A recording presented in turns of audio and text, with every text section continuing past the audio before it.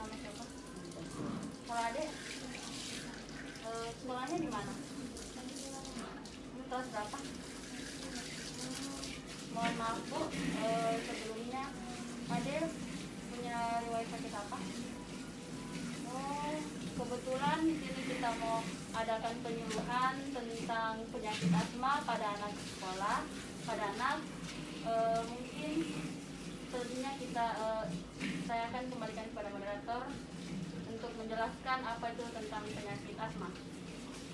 Terima kasih Bu, kami dari mahasiswa keperawatan Universitas Mandalawaluya sedang mengadakan tugas, yaitu memberikan penyuluhan mengenai tentang penanganan asma kepada anak yang sekolah, termasuk kepada orang tuanya seperti ibu dan keluarga lainnya. Nah, di sini kami meminta waktunya hanya beberapa menit untuk menjelaskan materi-materi ini, Bu. Sebelum lanjut, saya perkenalkan diri. Saya Wayanoka dan teman saya Hilda Yanti sebagai penyuluh. Saya Andriani Saiputri sebagai penyuluh.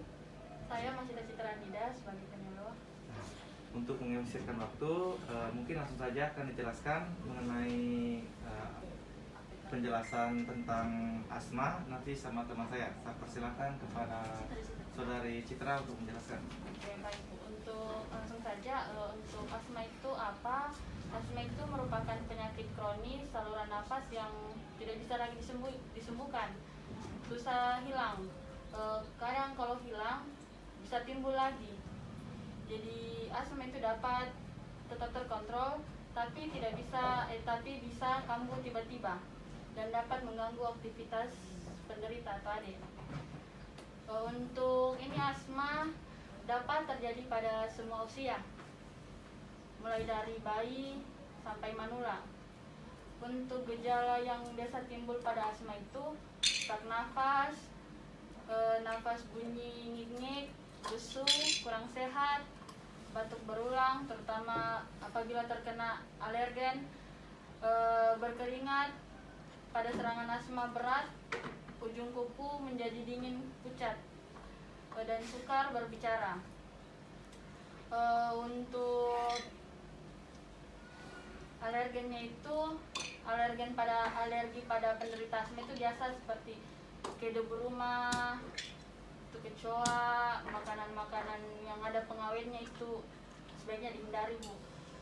Penyedap, pewarna makanan, contohnya mie instan kalau bisa dikurangi, atau minum air es. Udara yang terlalu dingin juga biasa itu untuk dapat mempercepat mengaruhnya asma. Terus serbuk bunga, bulu hewan, mungkin kayak bulu kucing, stres, aktivitas yang berlebihan itu. Mungkin selanjutnya saya ke Di sini ada juga penata laksanaan asma atau hal yang perlu kita lakukan ketika anak tersebut mengalami asma. Yang pertama itu, ibu bisa tenangkan anaknya. Yang kedua, berikan ruang yang cukup lapang atau yang cukup luas Bu. Terus yang ketiga, berikan posisi yang nyaman. Usahakan tinggikan bagian kepala dengan menggunakan 2 atau sampai 3 bantal. Terus berikan dan bantu anak menggunakan obat semprot inhaler untuk mempermudah pernapasannya. Yang kelima, cobalah untuk mengajak anak bernapas perlahan-lahan dan dalam. Yang keenam, usahakan untuk memberikan ventilasi udara yang baik atau kayak udara yang masuk itu harus baik, jangan di ruang yang tertutup. Terus yang ketujuh, jika setelah 3 menit tidak ada perubahan, cobalah untuk memberikan obat inhaler kembali.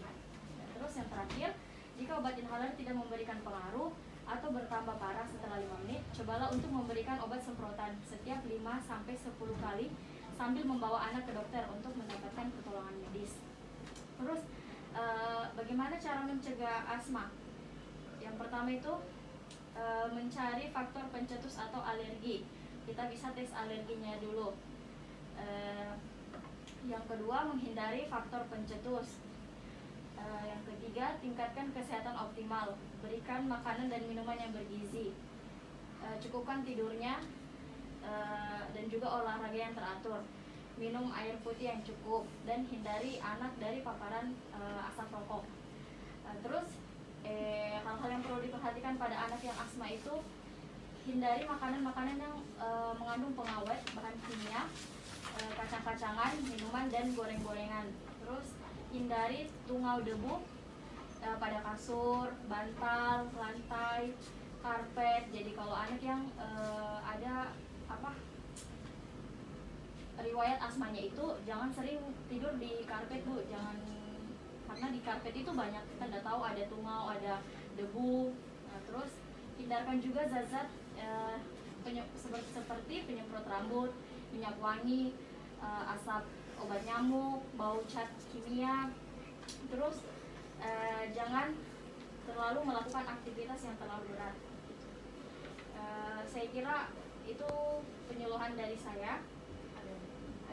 Terus saya akan memberikan kesempatan kepada teman saya untuk melanjutkan. Ya, baik Bu, jadi di sini saya akan menjelaskan tentang komplikasi apa saja yang dapat terjadi pada penderita asma.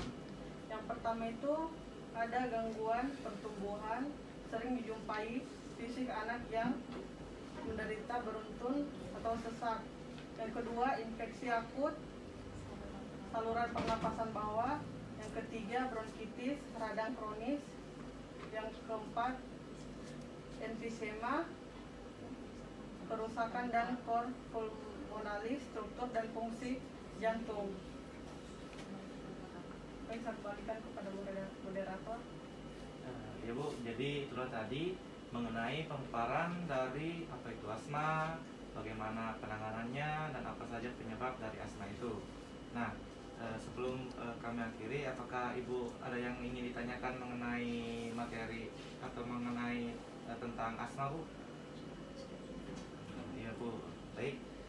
Jadi itulah tadi pemaparan materi atau penyuluhan yang dapat kami berikan kepada Ibu untuk menangani apabila anak mengalami gangguan asma. Nah, kiranya kurang dan lebih mohon dimaafkan. Akhir kata, Assalamualaikum warahmatullahi wabarakatuh.